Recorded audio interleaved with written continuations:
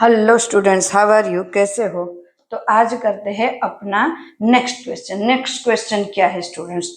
Next question है हमारा Nernst equation इस चैप्टर में 2.3 टॉपिक। स्टूडेंट्स हमने गैल्वेनिक सेल को देखा और गैल्वेनिक सेल में हमने क्या लिया था, तो उसकी कॉन्सेंट्रेशन वैल्यू 1 मोलर ली थी। बट जो नस्ट है, नस्ट ने ये बताया कि मान लो कोई सेल ऐसा ले कि जिसमें यहाँ पे तो हमने दो सेल ऐसे हाफ सेल लिए थे, दोनों की कॉन्सेंट्रेशन वैल्यू 1 मोलर ली। बट मान लो कोई ऐसा सेल बनाए जिसकी कॉन्सेंट्रेशन वैल्यू अलग अलग हो, डिफरेंट हो, या तो ऐसा भी कह सकते हैं कि कॉन्सेंट्रेशन वैल्यू एक की अगर नॉन हो और दूसरे की अननोन हो, मतलब जानते नहीं हो, तो उसको फाइंड करना हो तो उसने उसी सेल में जो गैल्वेनिक सेल दिया था उसी में थोड़ा चेंज करा और जो जरूरी चीजें थी उसको ऐड किया और न्यू इक्वेशन हमें समझाया। तो चलो, नंस ने किसके लिए दिखाया, तो कि सॉल्यूशन की कॉन्सेंट्रेशन वैल्यू अगर डिफरेंट है तो उसको कैसे फाइंड कर सकते हैं। साथ साथ में कॉन्सेंट्रेशन वैल्यू अगर एक सेल की पता है और सेकंड सेल की हमें फाइंड करनी है, हाफ सेल की, तो हम फाइंड कर सकते हैं। उस हिसाब से हमें ये पूरा का पूरा एक इक्वेशन दिया है। तो सबसे पहले नस्ट इक्वेशन को इलेक्ट्रो हाफ सेल के अकॉर्डिंग लिखते हैं। तो एम, मान लो कोई मेटल है, N plus electron aqueous solution, then N E electron लेंगे और ये बनेंगे एम बराबर है एस सॉलिड। इस तरह से बनेगा, ये एक है। अब देखो, इसको पोटेंशियल में अगर लिखना है, electrode potential and any concentration value जो स्टैंडर्ड हाइड्रोजन के साथ इसको हम कनेक्ट करते हैं, तो इसकी सेल की वैल्यू हम लिखेंगे E metal M N plus M equal to E naught cell. E naught cell मतलब कौन सा, तो कि हाइड्रोजन के साथ अटैच करके एक हाइड्रोजन और एक ये सेल जो लिया है मैंने, मान लो कॉपर का लिया, इनके साथ अटैच करके कॉपर की रिडक्शन वैल्यू क्या आ रही है वो हमें यहाँ पे लिखना है ई नॉट की जगह। Clear students? हाइड्रोजन सेल के साथ दूसरा सेल मैंने अटैच किया, उसकी वैल्यू हाइड्रोजन के कंपैरिजन में कितनी आती थी उसको कहेंगे उसकी स्टैंडर्ड वैल्यू। क्या कहेंगे उसकी? उसको कहेंगे उसकी स्टैंडर्ड वैल्यू। तो वो हम ई नॉट भी बोल सकते हैं, ई जीरो बोल सकते हैं, स्टैंडर्ड इनिशियल जो भी आप बोलो, पर it naught minus R T upon N F L N. जो मेटल का रोड लिया है वो मेटल, और जो मेटल का रोड जो लिया है उसके बाद उसी का सॉल्यूशन। जैसे यहाँ पे कॉपर का रोड है कॉपर और सॉल्यूशन CuSO4 है, तो वो क्लियर। तो उन्होंने ये एक इक्वेशन दी है, बराबर है। अब देखो यहाँ पे मेटल है तो मेटल का तो उसके में कॉन्सेंट्रेशन वैल्यू कुछ भी सेम नहीं, कुछ भी चेंज नहीं हो रहा है। यहाँ मैंने मेटल लिए और नीचे उसकी सॉल्यूशन जो है उसका, ये तो वैल्यू कांस्टेंट रहेगी। तो ये क्या आएगा, E equal to E naught minus RT upon NF ln। अब इसकी वैल्यू में 1 लिख देती हूँ क्योंकि वो तो चेंज होगा ही नहीं। क्लियर है? ये है। अब सबकी वैल्यू को लिखते हैं। आर की वैल्यू यहाँ पे क्या लेंगे, तो क्या सॉल्यूशन की बात है, जूल की बात कर रहे हैं तो जूल वाला ही कांस्टेंट लेंगे, 31314 joule kelvin inverse mole inverse. Clear है स्टूडेंट्स? आर की वैल्यू। अब एन मतलब जितने इलेक्ट्रॉन इधर से उधर, नंबर इलेक्ट्रॉन नंबर, जितने इलेक्ट्रॉन इधर से उधर हो रहे, मतलब यहाँ पे जितने इलेक्ट्रॉन होगा वो एन। क्लियर? एफ मतलब फेराडे कांस्टेंट्स,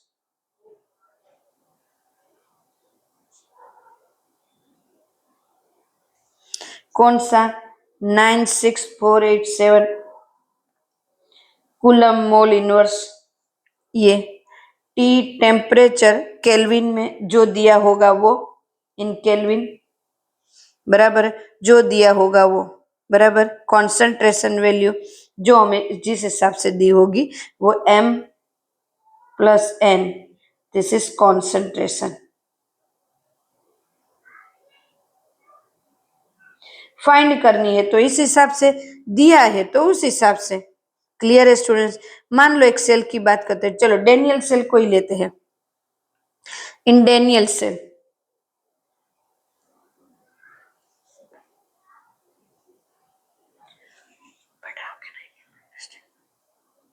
इन डेनियल सेल इलेक्ट्रोड पोटेंशियल और कॉपर और जिंक की बात कर रहे हैं, कॉपर+2 एंड Zn+2 आयन उसमें लिए थे हमने initial.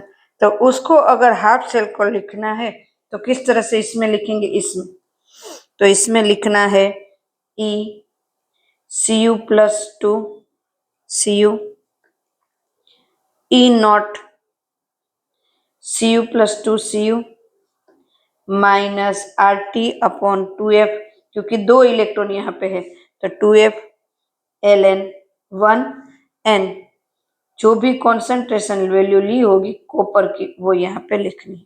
This is concentration. Clear? This is first equation. Second लिखते हैं, ये था कैथोड,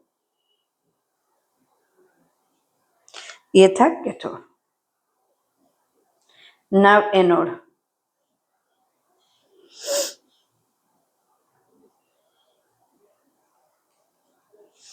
क्या होगा एनोड का? Clear students? एनोड का क्या होगा? लिखते हैं E Zn+2 Zn E0 Zn+2 Zn, clear, -RT2F, 2F क्यों? यहाँ पे 2 है इसलिए, Ln1/Zn+2 aqueous। Clear? This is second number equation. Clear? The cell potential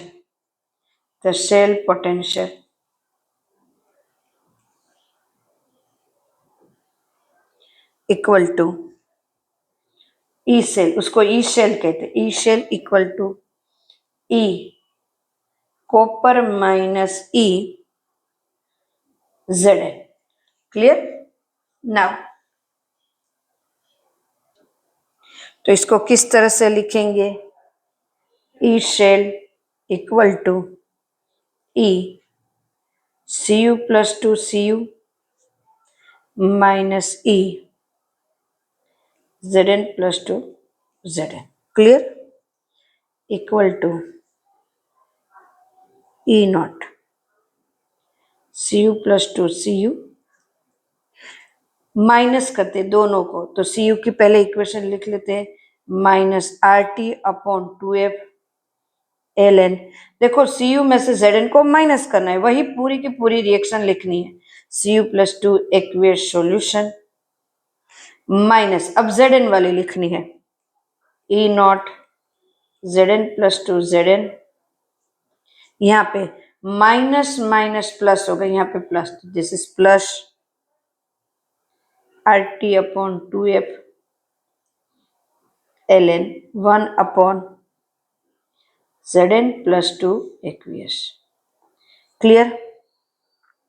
now अब क्या होगा? तो क्या अब ये होगा कि यहां से RT कॉमन आ जाएगा, RT, तो हम क्या लिख सकते हैं? E0 Cu+2 Cu माइनस, ये भी कॉमन, सब कॉमन ले लो, E0 Zn+2 Zn, clear? RT common, पहले इन दोनों को बाहर कर दिया, माइनस RT कॉमन, RT2F दोनों में है कॉमन, बाहर निकल गया। अब रह क्या गया? इसको ऐसे ब्रैकेट में लिखती हूँ, Ln 1/Cu+2 aqueous, clear, minus 1/Ln, sorry Ln, यहाँ पे लिखे, यहाँ पे लिखे Ln, Ln यहाँ पे लिख देते, Zn+2 aqueous, clear? So equal to E cell, sorry, E cell equal to this is E0 cell, दोनों नॉट नॉट वाला है तो E0 सेल माइनस RT/2F। अब देखो ये माइनस में है तो ये ऊपर जाएगा, ये तो इस तरह से लिख सकते हैं, माइनस वाला ऊपर, तो ln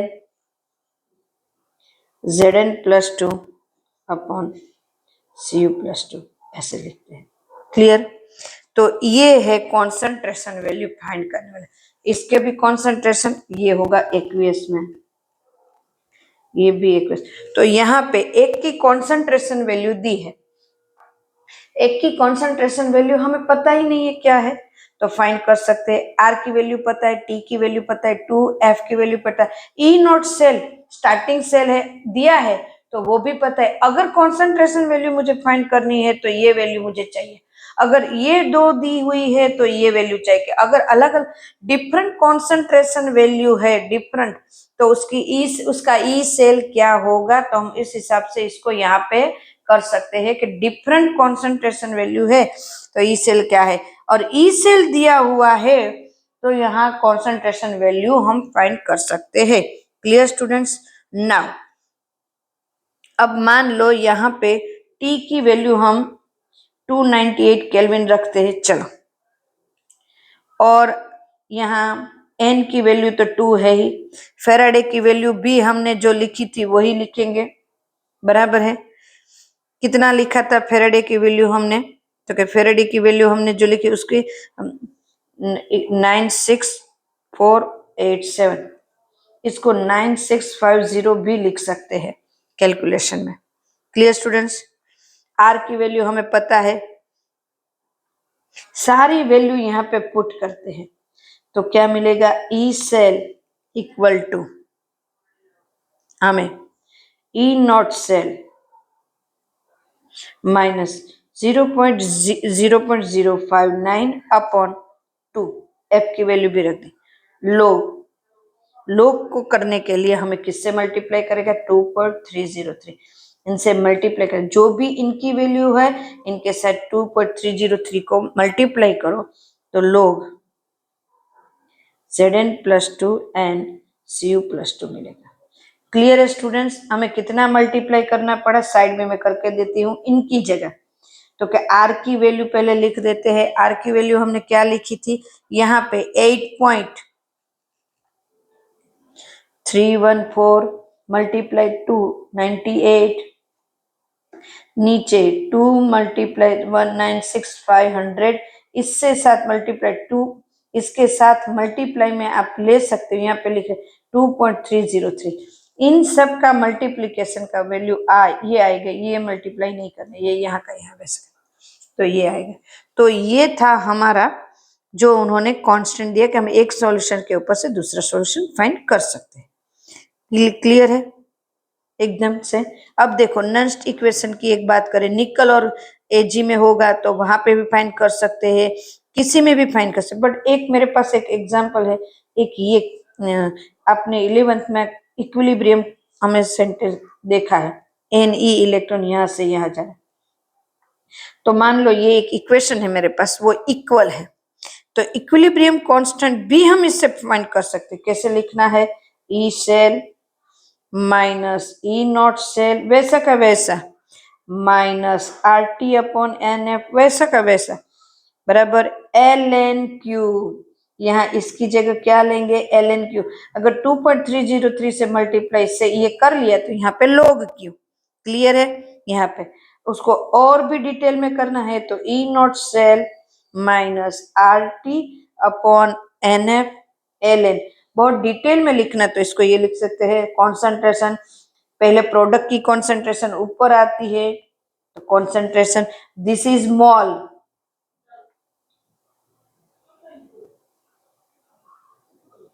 हो गए स्टूडेंट्स। तो इस तरह से हम फाइंड कर सकते हैं कॉन्सेंट्रेशन वैल्यू ऐसे रख के, और पूरी कॉन्सेंट्रेशन की वैल्यू कोई दी हुई है हमें, ये पूरा का पूरा इक्विलिब्रियम कांस्टेंट, तो दिस इज इक्विलिब्रियम कांस्टेंट, और उसकी कॉन्सेंट्रेशन दिए तो उनके ऊपर से भी हम फाइंड कर सकते हैं स्टूडेंट्स। तो ये था नंस्ट इक्वेशन। किसके लिए नंस्ट इक्वेशन था, तो नंस्ट इक्वेशन सिर्फ उसके लिए था जो अलग अलग कॉन्सेंट्रेशन वैल्यू है और अलग डिफरेंट कॉन्सेंट्रेशन वैल्यू में हम उसको किस तरह से फाइंड कर सकते। एक की कॉन्सेंट्रेशन वैल्यू दी है, सेकंड की नहीं दी है, तो हमें फाइंड करना है, या तो दोनों की दी है तो इसे फाइंड करना है, सब कुछ दिया हुआ है कॉन्सेंट्रेशन वैल्यू ई सेल दिया हुआ है, और चेंजेस करना ये भी कर सकते हैं कि कोई ऐसा भी सम आ सकता है स्टूडेंट्स के दोनों कॉन्सेंट्रेशन वैल्यू दिए, ये आंसर भी दिया है, अब नेक्स्ट कॉन्सेंट्रेशन वैल्यू इसकी चेंज कर रहे हैं कॉपर की, पहले ये थी बाद में ये करी, तो उसका आंसर किस तरह से होगा, तो वो भी इससे हम कैलकुलेट कर पाएंगे। तो ये जो पूरा है इक्वेशन, ये बहुत इंपॉर्टेंट है, आगे भी एमसीक्यू के लिए भी इंपॉर्टेंट है। तो स्टूडेंट्स इसको थोड़ा अच्छे से करो, क्योंकि ये इंपॉर्टेंट टॉपिक है और ये टॉपिक आ सकता है एग्जाम में स्टूडेंट्स। ओके, तो इसको थोड़ा अच्छे से करो और हम फिर नेक्स्ट क्वेश्चन के लिए मिलते हैं।